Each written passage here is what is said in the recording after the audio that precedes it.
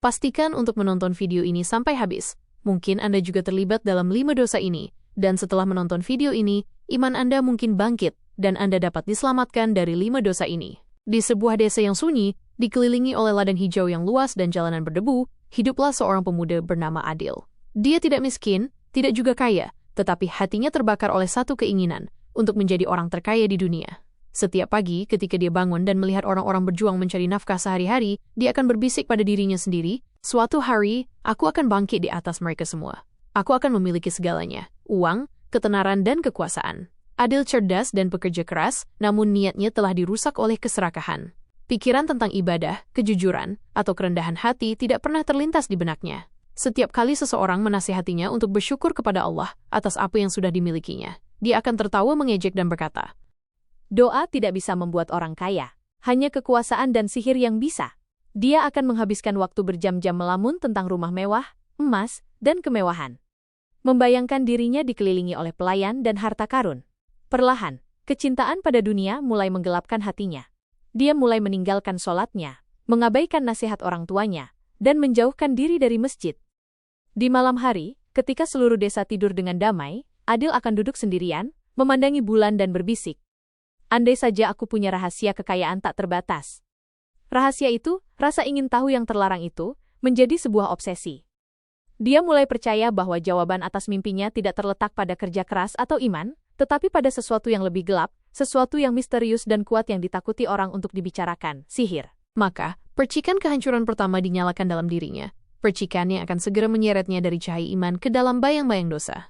Hari-hari berubah menjadi minggu, dan obsesi Adil terhadap kekayaan semakin kuat. Hatinya gelisah, kedamaian maupun tidur tidak lagi menghampirinya. Setiap kali dia melihat orang kaya lewat di atas kuda atau di kereta berhias, iri hati akan mendidih di dalam dirinya seperti api. Suatu malam, saat berbaring terjaga di kamarnya yang kecil dan remang-remang, dia merasakan sesuatu yang aneh. Sebuah bisikan lembut bergema di telinganya. Itu bukan suara manusia, itu gelap, dingin, dan menggoda. "Adil, apakah kamu ingin menjadi kuat? Apakah kamu ingin memiliki semua yang disembunyikan dunia ini?" Terkejut, dia duduk dan melihat sekeliling. Tidak ada siapa-siapa di sana. Bisikan itu kembali, lebih dalam kali ini, mengalir seperti asap ke dalam pikirannya. "Ada cara untuk mengendalikan takdir, untuk mengubah debu menjadi emas, untuk membuat manusia membungkuk di hadapanmu. Tapi kamu harus cukup berani untuk berjalan di jalan terlarang." Jantung Adil berdebar, namun keserakahannya membungkam ketakutannya. Dia berbisik kembali ke dalam kegelapan, "Siapa kamu?" Suara itu terkekeh pelan. "Seorang teman, seorang pemandu. Orang yang bisa memberimu apa yang paling kamu inginkan, kekayaan dan kekuasaan di luar imajinasi." Malam itu, Adil tidak bisa tidur. Bisikan itu menghantuinya lagi dan lagi, menjanjikannya harta, istana, dan pelayan. Ketika fajar menyingsing, dia bukan lagi orang yang sama. Pikirannya telah menerima tawaran yang belum diucapkan oleh lidahnya. Selama beberapa hari berikutnya, dia mulai mengembara melalui kota-kota yang jauh, mencari orang-orang yang mengetahui ilmu hitam. Dia bertemu peramal, pembaca telapak tangan, dan penipu, tetapi semuanya tidak berguna baginya. Tak satu pun yang memiliki rahasia yang dia cari. Setiap penolakan hanya memicu rasa laparnya. Bisikan ITU terus bergema, membimbingnya seperti bayangan, membawanya selangkah demi selangkah menjauh dari cahaya Allah dan lebih dalam ke pelukan iblis. Dia tidak lagi mencari berkah melalui doa. Sebaliknya, dia mencari kekuasaan melalui dosa. Dan dalam pengejaran ITU, jiwa Adil memulai kejatuhannya yang lambat dan sunyi. Perjalanan Adil ke dalam kegelapan benar-benar telah dimulai. Dipandu oleh bisikan yang telah berakar di pikirannya, dia meninggalkan rumahnya dan mengembara jauh dari desanya. Pakaiannya menjadi berdebu, wajahnya pucat, tetapi ambisinya membara lebih terang dari sebelumnya. Dia tidak lagi mencari seorang guru hikmah, dia mencari seorang master bayangan. Dia melakukan perjalanan dari kota ke kota, mengajukan pertanyaan-pertanyaan aneh yang membuat orang merasa tidak nyaman. Siapa yang tahu rahasia kekuatan tak terlihat? Di mana seseorang bisa belajar mengendalikan jin? Siapa yang bisa mengubah debu menjadi emas? Kebanyakan orang menghindarinya, berbisik bahwa dia telah kehilangan kewarasannya. Tetapi Adil tidak peduli. Malamnya dipenuhi dengan mimpi koin emas berjatuhan dari langit, dan hari-harinya dihabiskan untuk mencari siapapun yang bisa menunjukkan jalan. Di satu kota, dia bertemu sekelompok ulama yang mengabdikan HIDUP mereka untuk Al-Quran. Mereka menyambutnya dengan ramah dan mengundangnya untuk duduk bersama mereka. Salah satu ulama tua bertanya dengan lembut, "Anakku, apa yang membawamu ke sini?" Adil ragu-ragu tetapi akhirnya berkata, Saya ingin mempelajari ilmu yang bisa membuat saya menjadi orang terkaya yang masih hidup. Ulama tua ITU tersenyum sedih dan menjawab, kekayaan sejati terletak pada rasa syukur kepada Allah, bukan pada emas dunia. Mereka yang mengejar ilmu terlarang sedang mengejar api. Tetapi hati Adil sudah menjadi dingin. Dia meninggalkan perkumpulan itu dengan marah, bergumam. Kata-kata mereka tidak bisa memberiku makan. Aku butuh kekuatan nyata, bukan doa. Dari sana, dia pergi ke fakir pengembara, pelancong aneh, dan mistikus yang mengaku mengendalikan kekuatan tak terlihat. Kebanyakan adalah penipu. Jimat mereka gagal, mantra mereka tidak berarti. Tetap saja, Adil tidak berhenti. Dia percaya bahwa di suatu tempat di luar sana ada seorang pria yang benar-benar memegang kunci menuju kekuasaan. Hari-hari berubah menjadi bulan, matanya menjadi cekung, imannya melemah, keserakahannya menguat, dan suatu malam ketika harapannya memudar, bisikan itu kembali, lebih gelap, lebih dalam, lebih dekat dari sebelumnya. Kamu sudah siap, Adil. Pergilah melampaui kota-kota. Di hutan di balik pegunungan tua, kamu akan menemukan orang yang bisa mengajarimu. Tapi ingat, begitu kamu melangkah melalui pintu itu, tidak akan ada jalan kembali. Adil melihat ke arah cakrawala di mana hutan gelap membayangi seperti mulut yang menunggu untuk menelannya. Tanpa ragu, dia mengemasi barang-barangnya, menatap langit untuk terakhir kalinya, dan berkata pada dirinya sendiri, jika ini yang diperlukan untuk menjadi hebat, maka biarlah. Maka, Adil memulai perjalanan yang akan menyegel nasibnya, sebuah jalan yang membawanya langsung menuju master sihir hitam. Kaki Adil membawanya jauh ke dalam hutan belantara. Jauh dari kehangatan kehidupan manusia. Hutan yang dimasukinya ITU purba, pohon-pohon memilin seperti tangan orang mati, bayangan mereka merayap di tanah. Udaranya berat, dipenuhi bau tanah lembab dan sesuatu yang lebih gelap, sesuatu yang membisikkan dosa-dosa yang terlupakan. Dia berjalan selama berjam-jam, dipandu oleh suara yang menghantui mimpinya. Semakin dalam dia masuk, semakin kuat suara ITU sampai seolah-olah bergema di dalam jiwanya. Teruslah berjalan, Adil. Kamu sudah dekat.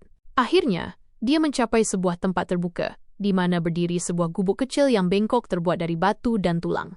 Cahaya merah samar berkedip dari dalam. Pintu terbuka dengan sendirinya, seolah mengundangnya masuk. Di dalam, dia melihat seorang lelaki tua duduk di dekat api. Matanya gelap seperti batu bara, janggutnya panjang dan abu-abu, wajahnya berkerut namun kuat.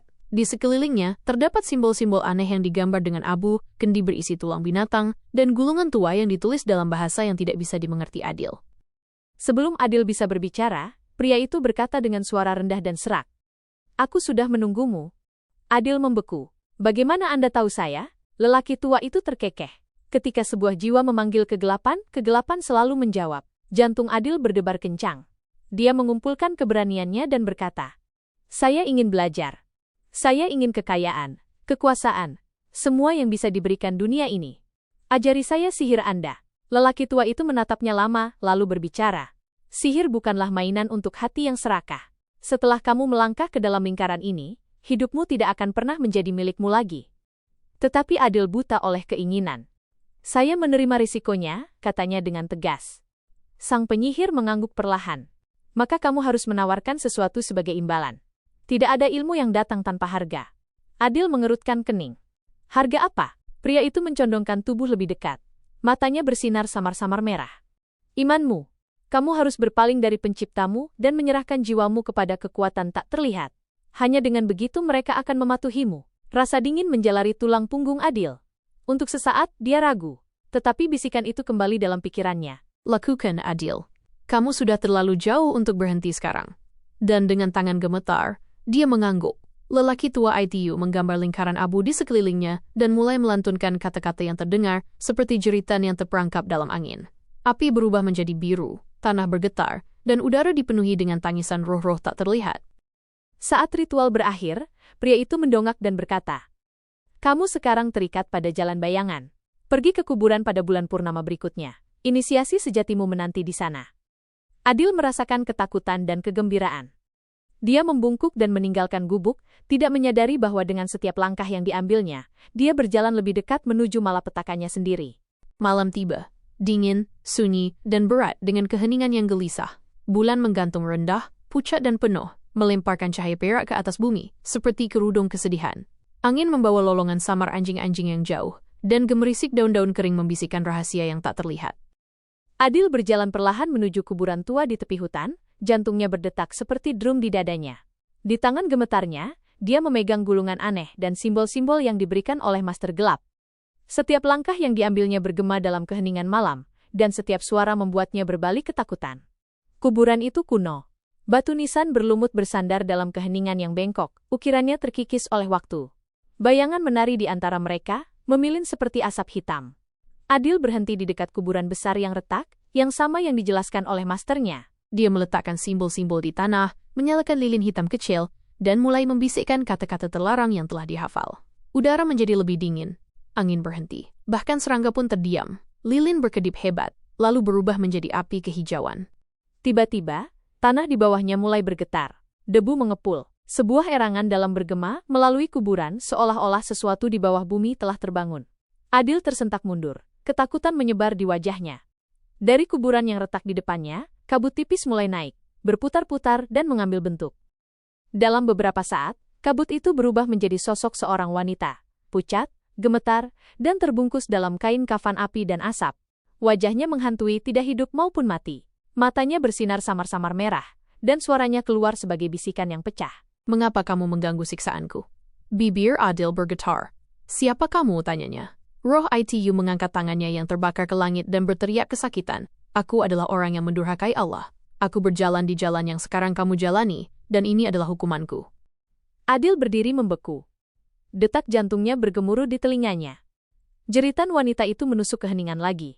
Aku pernah sepertimu, serakah, ingin tahu buta. Aku mencari kekuasaan melalui sihir hitam, dan aku tidak menemukan apa-apa selain rasa sakit. Api dosa-dosaku membakarku bahkan di dalam kubur. Lilin di samping Adil padam. Hanya cahaya bulan yang tersisa, dan dalam cahaya redup dan dingin ITU, Adil melihat rantai kegelapan melilit lengan wanita ITU, menariknya kembali ke tanah. Pergilah Adil, pintanya. Pergilah sebelum terlambat. Jalan yang kamu IQTI mengarah pada kehancuran abadi. Kemudian, dengan teriakan memekakkan telinga, rohnya diseret kembali ke bumi, kuburan itu menyegel dirinya sendiri dengan suara gemuruh. Kabut menghilang, dan keheningan kembali. Adil berdiri gemetar, tidak bisa bergerak. Simbol-simbol di tangannya telah berubah menjadi abu. Pada saat ITU, dia menyadari, dia telah melihat peringatan Allah dengan matanya sendiri. Tetapi ketakutan dan keserakahan masih bertarung di hatinya. Dia belum tahu, malam ini hanyalah awal dari ujiannya yang sesungguhnya. Selama berhari-hari setelah malam itu, Adil tidak bisa menemukan kedamaian. Penglihatan wanita yang terbakar itu menghantui pikirannya. Teriakannya bergema dalam mimpinya, dan kata-katanya menempel di hatinya seperti duri. Pergilah Adil sebelum terlambat. Dia mencoba mengabaikannya. Dia mengatakan pada dirinya sendiri bahwa itu hanya tipuan pikiran, ilusi ketakutan. Tetapi jauh di lubuk hati, dia tahu apa yang dia lihat itu nyata. Jiwa yang terperangkap dalam siksaan dosa-dosanya. Suatu malam, karena tidak tahan lagi dengan rasa bersalah dan keingintahuan, Adil kembali ke kuburan. Langit berwarna merah tua dengan senja, dan udara berbau debu dan pembusukan. Dia berjalan melewati batu nisan yang rusak sampai dia mencapai kuburan yang sama. Retak, gelap, dan sunyi. Dia duduk di sampingnya dan berbisik, gemetar. Jika Anda bisa mendengar saya, tolong, ceritakan kisah Anda. Siapa Anda? Apa yang membawa kutukan ini menimpa Anda? Untuk sesaat yang lama, hanya ada keheningan. Kemudian tanah di bawahnya sedikit bergetar, dan cahaya samar mulai bersinar dari dalam kuburan. Kabut naik lagi, lambat dan menyedihkan, sampai roh wanita itu muncul sekali lagi. Bentuknya lebih lemah, suaranya lebih lembut dari sebelumnya. Kamu ingin tahu ceritaku, Adil? Kalau begitu dengarkan, dan belajarlah sebelum kamu berbagi nasibku. Matanya terbakar oleh rasa sakit saat dia mulai berbicara. Aku pernah hidup, seorang wanita yang cantik dan bangga. Orang-orang mengagumiku, dan aku lebih mencintai perhatian mereka daripada aku mencintai penciptaku. Dosa pertama yang kulakukan adalah kesombongan. Aku melupakan kerendahan hati, dan percaya aku di atas segalanya. Dia melihat ke bawah, suaranya bergetar. Dosa keduaku adalah kecurangan. Aku berbohong, menipu, dan menggunakan kata-kataku untuk menyakiti orang lain. Aku menghancurkan reputasi dan keluarga dengan lidahku. Embusan angin bertiup melalui kuburan saat dia melanjutkan. Dosa ketiga adalah pengkhianatan iman. Aku berhenti sholat, berhenti mengingat Allah. Hatiku menjadi batu yang tidak bisa dimasuki cahaya. Nada suaranya menjadi lebih gelap. Dosa keempat adalah perzinahan. Aku mencari kesenangan terlarang, berpikir itu akan mengisi kekosongan di dalam diriku. Tetapi itu hanya merantai jiwaku dalam api. Air mata asap mengalir di pipinya yang cekung. Dan yang kelima, dosa terbesar dari semuanya adalah sihir. Aku belajar ilmu hitam untuk mengendalikan orang, untuk mendapatkan kekuasaan dan kekayaan. Aku menjual jiwaku kepada kekuatan yang hanya menginginkan kehancuranku. Dia mengangkat tangan yang terbakar dan berteriak. Dan sekarang, disinilah aku, dihukum untuk setiap dosa, dibakar untuk setiap kebohongan, dihantui untuk setiap jiwa yang kusakiti. Kecantikanku berubah menjadi abu, kesombonganku menjadi rantai, kesenanganku menjadi rasa sakit. Mata Adil dipenuhi air mata. Hatinya gemetar saat dia berbisik, apakah tidak ada belas kasihan lagi yang tersisa untukmu? Wanita itu mendongak, ekspresinya sedih sekaligus pasrah. Belas kasihan adalah milikku untuk dicari ketika aku masih hidup, tetapi aku menundanya. Aku pikir akan ada waktu. Selalu ada waktu, sampai napas terakhir hilang. Udara menjadi dingin. Cahaya di sekelilingnya mulai memudar. Adil, katanya akhirnya, langkah kakimu berada di jalan yang sama yang pernah kujalani. Kembalilah sebelum itu membawamu ke sini. Dengan itu, bentuknya larut menjadi debu, menyebar dalam angin seperti nyala api yang sekarat. Adil jatuh berlutut, gemetar saat kata-kata terakhirnya bergema di benaknya. Mereka yang mengejar kekuasaan tidak akan menemukan apa-apa selain rasa sakit. Malam itu, Adil tidak bisa memejamkan mata. Suara wanita itu bergema tanpa henti di pikirannya. Kesedihannya, teriakannya, permohonan terakhirnya untuk dia kembali. Kerlip bentuknya yang terbakar menghantuinya seperti bayangan yang menolak untuk memudar. Dia duduk sendirian di kamarnya yang gelap, lilin di sampingnya hampir habis, nyalanya gemetar seolah takut akan pikirannya. Hatinya berat, terbelah antara dua dunia, satu memanggilnya menuju pertobatan dan belas kasihan, dan yang lain membisikkan kekuasaan dan kemuliaan. Kamu melihat kebenaran, kata hatinya. Tapi kamu sudah dekat. Bisik suara gelap itu. Lebih dekat dari sebelumnya. Satu langkah lagi, dan dunia akan berlutut di hadapanmu. Adil menutup telinganya, mencoba membungkam suara itu. Tetapi suara itu semakin keras. Bukan dalam suara, tetapi dalam perasaan. Itu adalah bisikan yang sama, yang pernah menjanjikannya kebesaran. Sekarang ia memakan ketakutannya. Dia pergi ke jendela dan melihat keluar ke langit. Bintang-bintang tersembunyi di balik awan tebal, dan bulan redup seolah-olah surga sendiri telah berpaling darinya. Air mata menggenang di matanya. Ya Allah, bisiknya dengan lemah. Menjadi apa aku ini? Tetapi kesombongannya masih melekat. Racun yang menolak untuk meninggalkan nadinya. Dia mengatakan pada dirinya sendiri bahwa dia masih bisa mengendalikannya, bahwa dia bisa belajar sihir tanpa kehilangan jiwanya. Dia meyakinkan dirinya sendiri bahwa kekuasaan hanya berbahaya bagi yang lemah, dan bahwa dia cukup kuat untuk menanganinya. Keesokan harinya, dia mengunjungi master tua itu lagi, pria yang telah menunjukkan kepadanya jalan ke kuburan. Sang master menatapnya dengan mata dingin dan berkata, "Kamu melihat apa yang terjadi pada yang tidak taat. Tetapi jika kamu masih ingin melanjutkan, aku tidak akan menghentikanmu. Kamu harus memilih nasibmu dengan tanganmu sendiri." Bibir Adil bergetar, tetapi keserakahan mengaburkan alasannya. Dia mengangguk perlahan. "Ajari saya sisanya," katanya. "Saya akan menghadapi apapun yang datang." Sang master menyeringai. "Baiklah," bisiknya. "Tapi ingat, begitu perjanjian dibuat, tidak ada jalan untuk kembali." Malam itu, mimpi Adil berubah menjadi mimpi buruk. Dia melihat dirinya dikelilingi oleh api, suara wanita itu menangis dari kuburan, dan tangannya sendiri tertutup asap hitam. Dia bangun bermandikan keringat, jantungnya berdebar, namun pikirannya masih dirantai oleh ambisi. Dia berjalan keluar dan jatuh berlutut, menatap cakrawala di mana fajar menyingsing. "Mengapa aku tidak bisa berhenti?" gumamnya. "Mengapa rasa lapar itu terus kembali?" Saat itulah dia menyadari, dosa-dosa yang dia goda telah mulai berakar di hatinya. Nasib wanita itu bukan lagi hanya peringatan. Itu adalah cerminan dari apa yang dia menjadi. Dan di suatu tempat jauh di dalam dunia tak terlihat, suara bisikan yang sama tertawa pelan. Suara yang menjanjikan kehancuran yang disamarkan sebagai takdir. Matahari belum terbit ketika Adil meninggalkan rumahnya. Keheningan aneh menggantung di atas dunia. Seolah-olah bahkan alam menolak untuk menyaksikan apa yang akan dia lakukan. Wajahnya pucat, matanya cekung, dan langkahnya lambat tetapi pasti. Di suatu tempat di dalam dirinya, suara kecil memohonnya untuk berhenti, untuk bertobat, untuk kembali. Tetapi suara yang lebih keras, bisikan yang telah mengikutinya selama berminggu-minggu, mendorongnya maju, seperti boneka pada tali yang tak terlihat. Dia membawa serta gulungan kuno, simbol-simbol kekuasaan, dan pisau kecil yang diukir dengan tanda-tanda aneh. Kata-kata terakhir Master Tua ITU bergema dalam ingatannya. Begitu darahmu menyentuh simbol ITU, jiwamu tidak akan lagi menjadi milikmu. Ketika dia mencapai tempat ITU, sebuah bukit sepi yang ditutupi tanah kering, angin bertiup dingin, dan awan menjadi lebih gelap. Adil menggambar lingkaran di tanah, seperti yang telah diajarkan kepadanya. Di dalamnya, dia meletakkan lilin, tulisan kuno, dan sepotong kain yang diambil dari kuburan. Tangannya gemetar saat dia menyalakan lilin. Api hitam mereka berkedip liar, melemparkan bentuk-bentuk iblis di batu-batu di sekitarnya. Udara mulai berubah, tebal, berat, hampir HIDUP. Dengungan yang dalam bergetar melalui tanah, seolah-olah sesuatu di bawah bumi telah terbangun. Adil merasakan kehadiran ITU, bukan manusia, bukan hewan, tetapi sesuatu yang kuno dan jahat. Dia mengambil pisau dan menekannya ke telapak tangannya. Lukanya dangkal, tetapi darah yang jatuh ke lingkaran bersinar samar-samar merah. Angin melolong. Lilin menjadi lebih terang. Bayangan mulai bergerak. Siapa yang memanggilku? Sebuah suara menggelegar dari mana-mana sekaligus. Adil jatuh berlutut. Saya mencari kekuasaan, bisiknya. Saya mencari pengetahuan yang tidak dimiliki siapapun. Kegelapan beriak seperti air, dan sesosok mulai terbentuk di dalam asap. Tinggi, tak berwajah, dimahkotai dengan tanduk api. Kamu meminta kekuasaan, kata suara itu. Tapi apa yang akan kamu berikan sebagai imbalan? Adil ragu-ragu. Jantungnya berdebar, napasnya semakin cepat. Dia ingat peringatan wanita itu. Air matanya, teriakannya, kutukannya. Untuk sesaat singkat, dia berpikir untuk lari. Tetapi keserakahan berbisik sekali lagi. Kekuasaan sebanding dengan harga apapun. Saya menawarkan kesetiaan saya, kata Adil. Ajari saya, dan saya akan melayani. Sosok itu tertawa, suara yang dalam dan bergema yang mengguncang tanah. Kalau begitu sudah selesai. Tiba-tiba, lingkaran itu meledak menjadi api hitam. Api mengelilingi Adil, namun tidak membakar dagingnya.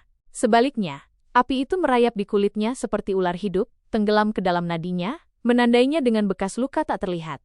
Matanya melebar saat gelombang energi dingin membanjiri dirinya. Pengetahuan, kekuasaan, dan kegilaan sekaligus. Dia berteriak saat simbol-simbol terbakar di tangannya, bersinar samar-samar merah sebelum memudar. Ketika cahaya mati, sosok itu menghilang, hanya menyisakan bau asap dan gema tawanya. Adil jatuh ke tanah, gemetar dan kehabisan napas. Dia melihat tangannya, mereka masih miliknya, tetapi terasa lebih berat, lebih dingin. Dalam pikirannya, dia bisa mendengar bisikan, ratusan di antaranya, berbicara dalam bahasa yang tidak seharusnya didengar oleh siapapun. Dia telah melakukannya. Dia telah melewati batas yang tidak pernah bisa dilewati kembali. Untuk pertama kalinya, Habitat merasa kuat. Tetapi jauh di dalam bayang-bayang, kekuatan yang sama yang kini hidup dalam dirinya tersenyum dalam diam. Karena ia tahu bahwa setiap hadiah dari kegelapan datang dengan harga yang tidak mampu dibayar oleh jiwa manapun. Pada awalnya, Adil percaya dia telah berhasil. Ketika dia kembali ke rumah dari bukit, pikirannya terbakar dengan penglihatan aneh, simbol, kata-kata, dan kekuatan yang tampaknya menuruti kemauannya. Benda bergerak atas perintahnya. Api menyala tanpa nyala. Dia bisa mendengar bisikan dari tempat yang jauh, dan orang-orang mulai merasakan sesuatu yang berbeda dalam dirinya. Kekuatan aneh yang membuat mereka gelisah. Selama beberapa hari, Adil merasa tak terkalahkan. Penduduk desa yang sama yang pernah mengejek kemiskinannya kini menatapnya dengan ketakutan dan rasa hormat. Dia mengenakan rasa takut itu seperti mahkota. Ini pikirnya, adalah untuk apa aku dilahirkan. Tetapi tak lama kemudian, malam mulai berubah. Bisikan yang pernah membimbingnya, kini menjadi lebih keras, lebih kejam, dan mustahil dibungkam.